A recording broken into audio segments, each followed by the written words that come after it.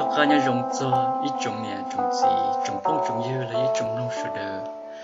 nó của trồng xía cho các tầng chỉ sờ đôi rồng gì thia nó của là thả cho ra nên trâu bé trồng nông tâm nông xì giờ đến đời ra nên của thả tòn đây nó muốn về hạt tiệt cho cái lúa nhau họ stung nó giờ đời ra nên nó mỗi ít khu lồng cái lồng trồng biểu tàu xí lúa họ stung tàu gì lúa trồng gầu ta chỉ tụt lồng rau chỉ nên mua bao nhiêu lại giờ đến đời người sao sinh chỉ li người thả tàu gì lúa trồng gầu người sao sinh chỉ li chưa tháo stung sơ ta chỉ uống người sinh gió thì chỉ lúa hình giờ đến đời nó cũng mà thả cho bé trồng lồng tâm lồng của xí thiệt của mua lồng bé tì trâu từ lồng gạo lồng rau nó chỉ đến đó giờ từ lồng bé nó nếu họ trâu trâu lên từ là tháo vào số đời chỉ xài trả của chưa mới cho là bị xả thiệt mới cho là sủng một trâu ít trồng lồng cái số đời cái xe rồng xứ hiện tại cũng mua từ lồng rau hoặc tuôn rau nó họ từ lồng gạo hoặc mấy cái gì nó giờ đi bé chơi lồng tàu của thà tôi trả là thao có số đời họ giàu gì bút thia giờ linh đỡ bé châm lông tàu bút thao xong ốp hạt trong đỡ tao mới thu tú tôi muốn cần đỡ cho họ trong viện chanh tao khá nên cần ta là nếu tao muốn họ lử đế là ta chỉ lúc sau đỡ nên nhiều bao nhiêu vấn đề là thao lúc sau nếu mua họ lử đỡ nếu tao muốn họ lử chơi má sẽ sửa xứ giờ đến đó lúc trẻ nên bươn đỡ thế mới được phong yên lo lấy được phong yên lo chuột nên bươn kề ta chỉ được phong yên nó nếu muốn nó nhiều là ta chỉ nên học tao nhiều bao nhiêu thia giờ đến đó tụ phong yên nó nếu họ tao một thả tao ấy tụi lòng câu vì nếu muốn chơi họ to xía lúc sáng đỡ to xía ta tạo đần rõ giờ đến đó linh tư sợ thả lòng câu lên sắm một phong yên chuyên muốn trèo to xía xứ chỉ được phong nhiễm lo nó người ta muốn thìa họ ta xía chỉ theo một bỏ tụi nó mấy cái gì nó chỉ đua nhau họ ta xía chỉ có trồng bớt tông trồng bề tí xì chỉ là tụi phong nhiễm lo nó người có tao thả mấy cái gì người chỉ thả tao ít nhân đủ để lông tụi phong nhiễm lo nó chỉ bảo để cho cha người khó xía thiên do mấy cái gì hẹn rồi bỏ đi nó khoa xứ chỉ là người thiết tao chỉ xía thiên mua mấy cái gì chợ đua bên tờ là một lọ cho họ nên cho họ chơi bự này nó ra thiên sẽ có tờ ít sợ thì nó là bỏ bự là bỏ hiện tại tung ra nó cũng cho từ phong nhiễm lo nó bự kề ta chỉ nên có xả lấy trả thia nếu chú xả thia tới rồi người xin cho hành là xứ nên có chú muốn xả thia nếu dụ lấy trả lấy thia giờ lấy thao nữa lo tới印度tụi phong nhiễm lo nó chỉ hú chỉ tao tao mấy cái gì là tao biết nó tao cá trên nó stung chỉ mua sản nhân là nếu thì tao mua tuôn ra stung hú một trò mấy cái gì giờ đến đó nếu thả ta rồi đấy cũng chịu trả nó tao cá nếu stung lại chừng chỉ tao mua sản nhân đi thia vì tuôn ra thia tụi phong nhiễm lo nó rồi chưa sĩ họ sẽ tung ít tu sĩ là chỉ ít tu sĩ là ó giờ lên đó là chỉ mua sản nhân là tụi bao nhiêu lo thiết cho các tàu mua tuôn ra lúc hủ đối trong gì thiết nếu có chỉ hai đi trả thiết chưa mua thả sự tông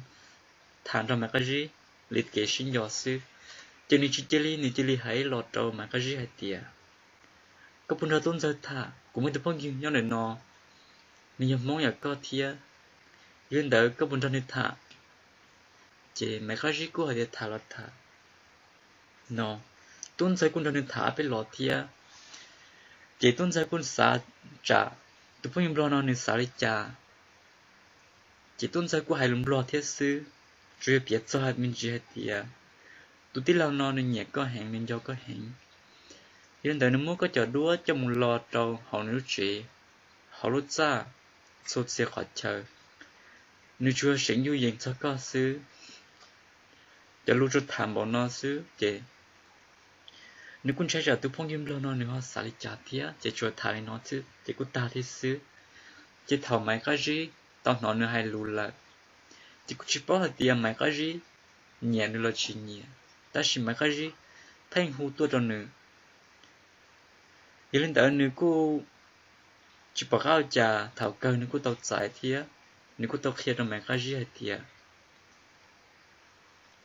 cũng một vấn đề là giờ thì có nhận ra của tôi bao nhiêu thà chỉ có một số bị chơi bự cũng mà lấy mất trong nửa thiết cũng mà khi trong nửa thì còn nửa hút đâu có vì tại sao nó nửa mất lựa chọn đó là chỉ ưu tiên nhau kia là ý đến tại mấy cái gì cũng chỉ hai chả mấy cái gì cũng là tiền cũng chỉ hút trong nửa họ cũng hút nói cũng hút đâu có ý đến tại nửa tôn giáo của tao nông hạt tiền giờ lấy chả có thể hai co cũng chính cái xía mấy cái gì của tao hạt tiền nó của tao nó có thả chế của chỉ bảo thì giờ chả thầu của nó có ai luôn ta chỉ có được của nhẹ có thiệt có được của nhân giao có lại sẽ có một vấn đề lo của chỉ xả đi cha khi có thiệt của luôn về hùa máy cái gì nó muốn đợi của tao nó có để có luôn về hùa đi cha tuân ra cái đồ tệ thiệt của luôn về hùa tuân ra nó nhưng đợi của tôi suy thả mình gì hay cho tiền nhóc họ thứ tua của nó chỉ mà cái gì cũng nông gì hay tiệt, có một vấn đề là, có một cả phong nhìn ra cũ, cho nên để tuân ra, cú tua mua hàng lưỡi đê tiệt, cho kiện, tôi mua hàng lưỡi đê nó nhỏ hay rộng chua xứ, cô ấy khó xia cân gạo, tuân ra cú tê tiệt, giờ thì có chỉ xả lấy trà, vừa phong nhìn ra tàu, vì cũng dạy bọn này tôi đê là, từ lúc sau cũng khó xia cân gạo lấy tiệt, nhưng đỡ xin đỡ lo gạo thế li shít thả là mù chỉ bảo thì giao trà tu phong nhung lo nó chỉ li hu tao trong mấy cái gì là tao anh tu tóc cá tao li open nó tóc cá chỉ mấy cái gì thế li bomb bustong là ở đâu tu phong nhung lo nó hu tao trong mấy cái gì là chỉ mấy cái gì chùa hu tuột cho tuôn ra lợi xứ mà tuôn ra là để thảo cu hu một thiết nhưng đang ngỡ cho kỹ lú nên thế li lo rủ tua mù我整个新家很入多，我对是到那他就用个做些做吧有道理，我的知了因吃啥我因什么，还是我的爷的知理，vì lúc sau thằng đó chậm bớt tông nó nên chuyện tăng tàu, để có mua phá bé phá cho là tăng chế, có thả tàu, do yếu sum mông, đi lên đó mình cái gì cú hút tôi đầu tuân ra là cứ chủ tàu hút một rồi cái gì vì thằng nó sinh do là chè tê lúc sau ua mấy cái gì giờ muốn trâu tê khó xin mua sẵn nhàn mấy cái gì của tao xong đợi tôi khi trâu tuân ra hai tiệt tuân ra của giờ mua khoan nó để khoan đợi nếu chỉ mua sẵn nhàn là giờ lên đợi cái xong đợi lên đau đâu quê ít chỉ của lo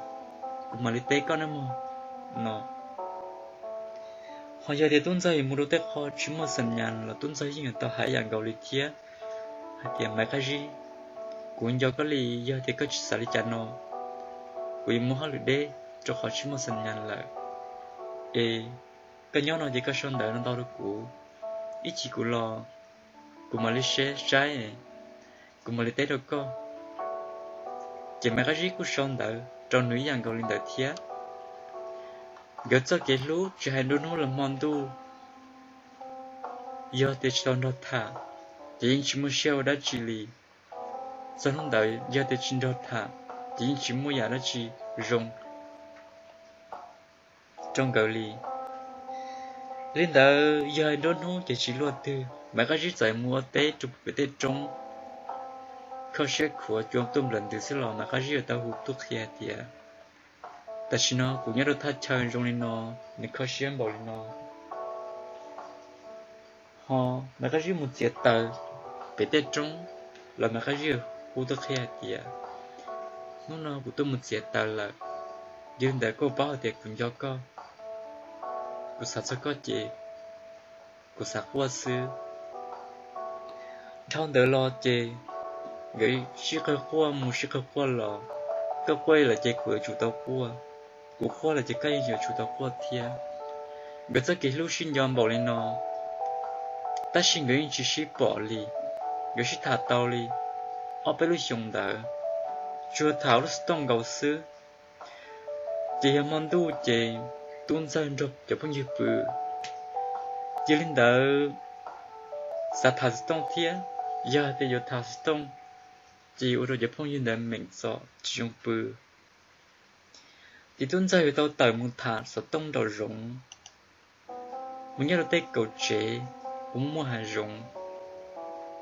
vì lúc sau thằng đỡ nên chừng chơi thia để chừng hàng rụng xứ muốn nhớ tới cầu chế cho tôi lần từ nó lên nó dễ lấy gì à lần cho mày cái gì thao là giờ chủ tâm muốn nhớ tới con nữa cho mày cái gì thà thế là giờ tôi cho rồi giờ đến đợi lúc hòn giao thia lúc bọn chơi chỉ thả sự tông ta chỉ ở lúc không mua chỉ chuyện chơi tới tới khó là trâu tới khó pha trả họ chỉ tao luôn trả mua là chỉ tao tao là xứ chị người ta kể lú người lo bầu lên nó chỉ tao thì ít tu chỉ xin anh lấy hết để chỉ giống anh lịch cha tuần đó nó chỉ bảo anh nhau lì giờ lên đời thong đời lo người cũng chỉ thả lên đời cũng muốn đào giàu ông người chỉ tỉnh tôi muốn xin gì tôi muốn xin chua xin cho bầu lên nó là để tôi muốn xin gì rồi sẽ trong lịch cha người cũng thả ra rất kỹ lú rất kỹ do xuất trả thôi ya ta chỉ thật cho lúc sau người tôi muốn xin gì ông người tôi tỉnh trên đời chỉ thấy mấy tu chỉ lấy thêm chỉ cả là vì người lúc chua cho tuôn ra từ bọn này nhớ bị chế tuôn ra từ mà họ được để lần chế thì bọn này to to nữa giờ từ lúc giàu no để yêu sau lúc chạy người tôi muốn xin gì em mấy cái gì giờ tôi cảm xe tôi muốn chỉ thằng nó tuôn ra giờ tôi chỉ cả là tuôn ra yêu xa thì chế này nhớ khó chỉ dùng giờ lần đầu tuôn ra yêu hay là mấy cái gì thì hai lần đầu đó là quá lười lợi thì cũng xả tiền chơi, chỉ ta xin chơi dùng đùa, chỉ có ta thiết sư, cũng được cái chỉ thà, thao rồng đại mù, chỉ tỉnh, hai tiền được cái xin đùa, rau nói tuân ra tuân xin chỉ cái tàu ngầu sư, chỉ mấy cái gì tù, bảo lù bảo xe hai tiền, tuân ra chỉ sao xin dùng đùa, vì nên chưa chân nhiều được xin là chỉ người cho cái lúa này cho nhom bầu lên nó, ta chỉ người cho cái lúa yên chỉ qua còn người tu sửa là gì hết tiệt, mấy sửa li, thầu lúc sáng thằng đàn người thắt tông hành bồn đỡ, mấy cái gì nói như tu lồng cao, ta chỉ bảo tiệt, nếu bố mò lon trâu thế nếu bố thả lon trâu li, chuyện trâu tuân ra thả ở núi mò xứ, nếu chú hai tiệt nếu xin nhắc ắt cho hai tiệt tuân ra một bao nhiêu li, nếu xin nhắc ắt cho hai tiệt này lon cao lợi thiệt. Nếu chúng ta cho tên này thả luôn cho, vậy thì đỡ gửi cú ship thả tàu, sao đâm một lên nó, tàu ở bên sông đỡ, thâu lại lo cho còn đỡ chị, gửi hai giờ sinh cho học chắc học vô tua, ta chỉ mấy cái gì chúng ta bỏ tuôn ra li, đua là chúng ta bỏ li, chưa tuôn ra thì bỏ, cháu anh tự phong nhiêu, lo chuẩn đỡ tập lên tờ lo xứ. Hiện tại mấy nút mà cái gì thế tao hại cho tuân ra thì tuân ra, ít thả thế sinh cho tam bảo nó, ít các qua được của qua được con bảo này nó, giờ thì ít thứ qua là chỉ ít thứ chúng ta qua thế sư, để cụ thể tao bỏ cái li, cái lon chỉ mua dùng trà, cái tuân nên dùng đi trà, cái bộ cả sa, cái để đâu tôi được của sai sai, cái dùng đi trà, ở trà của anh do có tam bảo này nó, tuân ra của tao nông, mà cái gì thì mà cái gì bây giờ lên đời của giờ sai cha thế là giờ cho có thế có thể là sai tàu có một báo sĩ email thế sĩ internet mà cái gì của tàu tết rồi tuân ra hết tiệt cha con chơi của chip báo ta chỉ có cả xa chị có một trò đào to xíu của mà liên quan nhau một trò chó hoặc là cái khay han internet để là cho trò to xíu đua to xíu đỡ để gọi là sai sư của người lấy cầu phá nên cầu phá một trò là khay rồi chị sẽ cụ bảo có sư nhưng lên để tuân ra cụ chỉ sẽ hay tiệt chỉ của Malaysia tao ăn được cá tuân ra cụ tao một thay tới cho đua thì tuân ra thì mới cho họ to xia tao cá cho ta tuân ra thì liệt hết rồi mà cái gì hay tiệt cái mình cho sẽ cụ bỏ của cho lông bề hù nó chỉ mấy cái gì của tầm chơi dạng gọi là hại chỉ lên tới tất cả mấy cái gì bỏ ta là của trong mấy cái gì hai dạng nhẹ thì hai dạng gió tua vì tuân gia quy thế này rong nên thì xuyên chùa sống sải đại bảo thì chỉ lên tới cái gì hai dạng gió tuân gia hình chắc học cô người rất cái qua hai dạng lo chắc cô xã thọ tư tu xia chỉ cái qua sư mấy cái gì thế là tao tôi đã tuân gia hay tiệt tuân gia rồi nó cũng bỏ có lý đó là qua cha yêu rong ý rằng có được học của xã所以啊，那个融合古啥点去，个一顿你还路融人喏，你去个一顿你融人喏，头个个融合古啥点天，个我包点，你还要我都管教天，我如果差好好多事，我今天个还那知道个了，我得找到阿的多子了，一个么晒些，个融一家。vì ta chỉ nó cụ giải tu thầu ua, ưu nhiều quá ship bao ấy, đó là cụ cho lắm bé hồi nói có một chơi xe bỏ, vì ta chỉ nó cụ giải học cũ là, nhưng con giải cụ tao một sai, học to xe đùa, thì lấy bỏ mấy cái gì, ô lấy trả mấy cái gì trong câu chơi học cũ,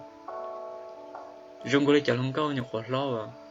đã đau cụ bổ cái xe đó là, ô lấy trả, dù cho tuân giờ hai là vừa thiệt hai là dòng mà cái gì tua, tất cả nó cũng chịu được tuân giờ và phải được tuân giờ bao nhiêu này thiệt, tuân giờ lưu thiệt dòng mà cái gì bảo lên nó, là tuân giờ cũng chịu phải chịu được trả được tuân giờ bao nhiêu này thiệt, trong đời lòng người hai là sinh cho cha hai là thà tông hành cha cô, chỉ uo thiệt uo mà cái gì cũng tao sẽ chỉ xé hay thiệt, giàu non chơi, yêu thà tao luôn tu sư anh chơi yêu tao cho mù vì tất cả nó chơi yêu mù chỉ tao là cho chỉ tất cả mót tao yêu thiên nữ sư vì lúc xe thằng đại người thích thà tao chơi một bé là bé dùng là ní chỉ một khởi dùng thiên chỉ một khởi mót thiên khởi yêu sư chỉ mà cái gì thì là chỉ xe tao mua họ lựa trâu ya khẩu tế lúc sinh rồi ya khẩu tế nếu tao mua khổng trâu hậu ilutala thiên một trò khi lần đầu ngỡ thế là chỉ chuột chỉ thả sông hay là vì lúc sau nó mà có chỉ chuột khủng nhưng một khủng là chỉ nhưng chỉ chuột khủng đốt tuôn ra nó thả sông lại khi lần đầu tao thông đã mua trên đề mà có chỉ thế là thả tới tu lần trâu còn nó cũng chỉ bảo tiền mua lấy trả tiền thế thì trở lại mà có chỉ hải xứ trở lại mà có chỉ hải đầu tuôn ra xứ mà cái gì tao thì lúc sáng hôm nay mà cái gì thà tới tôi luôn trâu lại chỉ mà cái gì thì lịch sử thì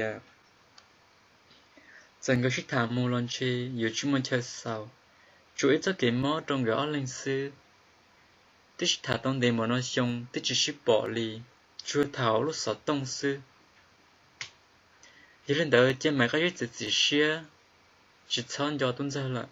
em muốn thằng tôi luôn trong đấy nếu với share miền tuân trong đấy nó chỉ mà cái gì thì tao hay được tuân ra hay tiệt tuân ra cũng mới giờ nó chỉ hay được co cái chỉ thoát chỉ thì thoát tu share cái chỉ thoát xả đó chỉ câu xuyên đếm luôn của thà của ta cho cái gì xả đó chỉ là có mà đi xả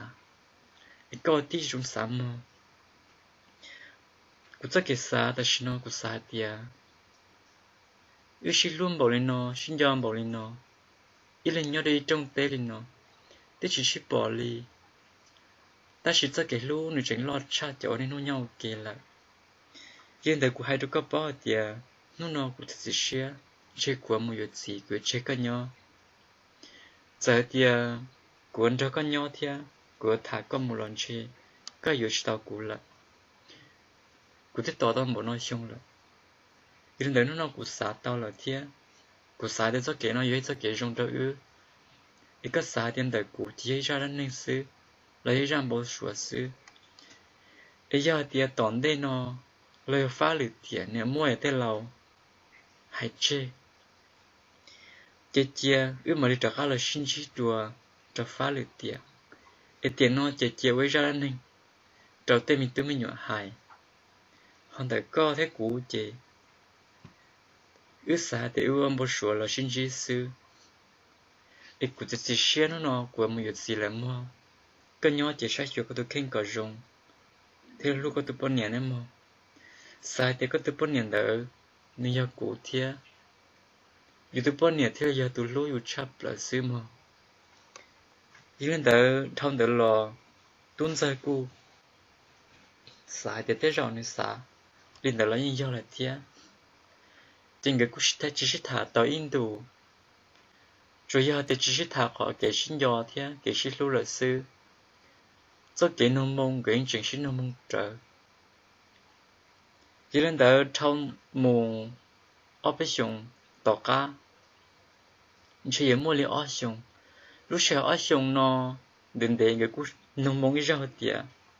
cái nhau lại trả lạiแต่是蹲在họ chỉ nông cho mà cái gì hay tiệt cái有gì là lo chỉ vừa thiệt cái này trong lịch trả li chưa đến để nông tiệt đu nó cái nhau lịch trả lại cái bộ nhau rồng nó xứ mà cái gì là cú chỉ bóng bớt tông li đi chừng sĩ tụm bao cú xứ họ tuân ra là cú ý dạng cầu thiệt đau bỏ nó xong là nên chừng sĩ tụm bao cú xứ vì nên chạy trả mấy nô ít tuân ra là mà cái gì đã hút tàu tàu cho nên là gợi nhớ sĩ nhớ tụm bao cú xứ chị lúc sáng đã thao một ó xong mấy nô tuân ra sợ sợ xa cú chỉ bảo để giao trả chỉ là đồ tuân ra nên dòm cho mày cái gì chỉ tuân ra thế thì sai thì anh để bọn nó lại chỉ cú chỉ hú xe nên đã chỉ thế nên bọn nó cá nhân dùng chỉ là tuân ra thì mỗi tuân ra là xong cho là hú trao mày cái gì tôi cha tuân ra sao tuân ra xe hay thì chỉ cú hú mùi cũng lông xe tụ tên đỡ lúc số rồi cha bây giờ mày cái gì là chỉ cho vì thế nó là cho nếu bóng bá là cho sự bảo nên để nên lòng tươi gì của cha thằng nó lúc xuống dài kia xứ ô lấy cha chỉ nhớ lúc xuống cô vì tuân ra những chuyện giòn rồng mà cái gì lúc xuống chỉ nào khá đi tuân ra thì là bao kia thì giờ mày cái gì là đi đến để tuân ra cứ chỉ nông là chỉ li thà lò tuân ra nông mày cái gì chứ cho hai tia có bộ tàu gì tia nó xứ chỉ mày cái gì là cứ chỉ hai là chỉ li thà lò mày cái gì nông tuân ra chỉ chui hai tia cái từ Facebook cái li chào nó xứ hiện là tuân ra cứ tao kia hai tia cái từ Facebook cái li nó chỉ mày cái gì cứ chơi cho chỉ bỏ li chỉ mà cái gì được tuân ra hạt tiệt tuân ra ở nhà của cháu chỉ bỏ đi chỉ tuân ra thì là hạt được mà cái gì hạt tiệt giờ cháu chỉ bỏ nó chỉ khi cái tuổi đó của mà cháu chỉ bỏ nó chỉ mà cái gì thì là tao kia mà cái gì từ Facebook tao tuân ra chỉ tuân ra thì là cháu bỏ chỉ tuân ra sai rõ ở nhà chỉ trong cái khu chỉ tạo đi chủ yếu như cho tua là xưa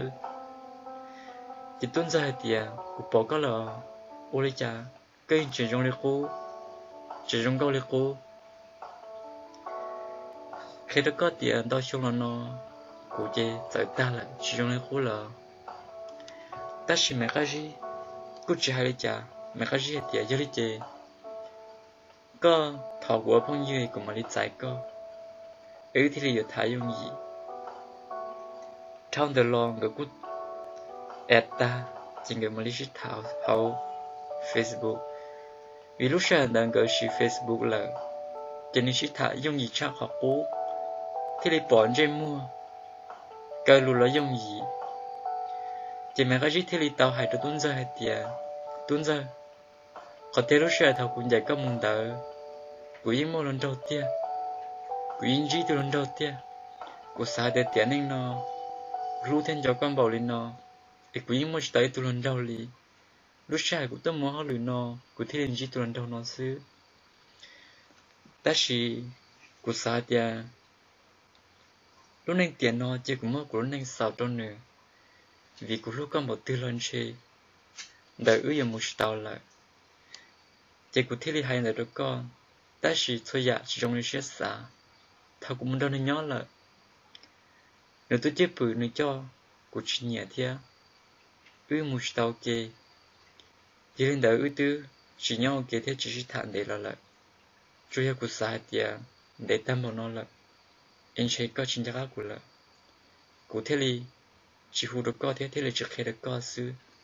khi được có bao thì có thôi dạ không qua thảo lúc sau tao nhau kể chỉ thảo nó mòn nữa trên tâm mò nữa cái có sao đó cụ quyến trình khơi rồi rong chia sư cũng mất chia đầu tới khá mệt lòng nên trình trong này cố ở tuần giờ chủ yếu thì đến đây là cái cụ tao khi được có sư nếu nó là cụ lúc xưa trình sản trong có sư mò chỉ lúc xưa thằng nó trình có thứ là sĩ cơ khoa chỉ bảo thì giàu trả li mà cái gì là thì bảo thì tuần giờ mới bao nhiêu là ta chỉ nên cụ chỉ xài lấy trả li nên giờ sẽ lúc tuần giờ xuất sản thôi ya yên gọi tuần lần sau nên chỉ sụt thải tuần lần sau li ở tuần giờ là tí mới bao nhiêu là giờ vì đi trả nên thứ là chuyện do cả tiền nên mới bao nhiêu là chỉ li một lúc mà cái gì lúc cha cho xỉa giờ thì thằng nó là một chuyện cái cho cái lúc hay là lo cha cô hay là xin do cha cô là sư giờ thằng đó mà cái gì là cụ chỉ một không là thế người ta cho họ lựa chia là một nhau thì chế là nhưng để nó mua sự hậu hành thế chỉ tuân giờ thế mà có riêng người chưa tiền thứ cho kể sự thả sự tông sư ta sẽ khó để bảo lý nó là cái chuyện sau sự bảo lý nó ít chỗ phong như thế trong này trong gì chỉ thằng đó là một cái hay là chỉ cơ qua hay là một cái món xía vì muốn chỉ lựa tụ là một tàu thế hay là ở trong cái số cái luôn nó dùng chắc học cô mà chắc học cô lợi sư ta chỉ cô ở tàu lịch trả cô mua bao nhiêu là thế tuần giờ cô mua bao nhiêu là thế chị chưa thả lo lụt thế kể sinh do sư cho thầu khó dù ở phía tên đó chị cô cái đi chủ là thế giờ lên đó nó của nó chỉ không thế chị của chúng mất thả lo lên nó cho của mất sầu lên nó cho chỉ vì lúc sau của mà nó thả pha ó chuẩn gì chỉ của mất khả năng pha ý cho hai tiền cái cho cái lúc này nó cho lên nó lại in nó số nó cũng không chế của mà đi nó thả cho pha ó hay cho tuôn ra cho cái lúc một cho pha ó tốn đây nó mà nó biết cho hay để tuôn ra cho cái lúc nếu trong đi trả mót xem một trả vì dù mấy tôi nhau chế là ta xíu trả yuột lối tôi sẵn đầu tam bảoเลยthia chỉ lên đó mua pha tới trồng này trồng gì trồng phong như mọi thứ cho rồi đó xa thì chắc cái lối nhau luôn đi tên nó bố mình thực hiện tao để giờ chỉ tiền ít chia vì giờ lấy một cho cái xin bỏ tao nhau cái thì đi xin cho ta chỉ tuân ra chưa thảo lúc tông sư và trả tuân ra hơn cho thêm mọi tuân ra xíu luôn vì mấy tôi là yêu dành cho một cha lo yêu ở tàu sư yêu chưa qua ấy lên chỉ bắt cá thả cái đó lên từ giờ lên đó cũng mất phải ít cho là sao lên nó để bé mà lên xin chỉ đùa phá ó của trong đau ấy trong phong như sự đó chỉnh cho của là thả lên lắm luôn tuân giờ cho kỹ lú lên ra kênh kỹ là cho xin nó thia và thế chỉ xe hạt tiền sẽ lên tụ chỉnh gần cho cá luôn tuôn ra ra cánh cự phá om của giờ thầu cơ xe giờ lúc này giờ sau lấy trả cũng mà mua phá o cho mù thả cho sự lắm luôn hai tiền thầu cơ giờ lúc này là sau lấy trả thiết tu xem bảo lấy trả và thế chỉ xe hai tiền sẽ lên tụ chỉnh rồi cho cá sai tuôn ra của hai giờ thầu hai lọ đó co của các trong tàu có chỉnh mua tàu có ra cánh cự lại có ra đánh ninh cho là cho của hai cho bé chúng luôn tâm luôn thia bé bao giờ luôn nên thia cơ cho nên nó dễ dàng tu sửa thế mà sửa cần gạo hiện tại vào thế chơi sửa để tòn đây nó cái gì cho cái nó khá nhau dùng nó khá hậu hủ cho nên tòn đây hiện tại khó tư do thì cũng không thật đâu chỉ hậu là chỉ do là khó có hại là chỉ xui là khó có hại thọ có rau gì bút thia thọ cơ nó thọ có ít trồng phong như rồi nó khá như dùng thiên gì cho cái dùng ôn mê là cái ôn đầu là cái nó xịt ta chỉ lên đời sự đời nhớ dùng mà xin dễ đùa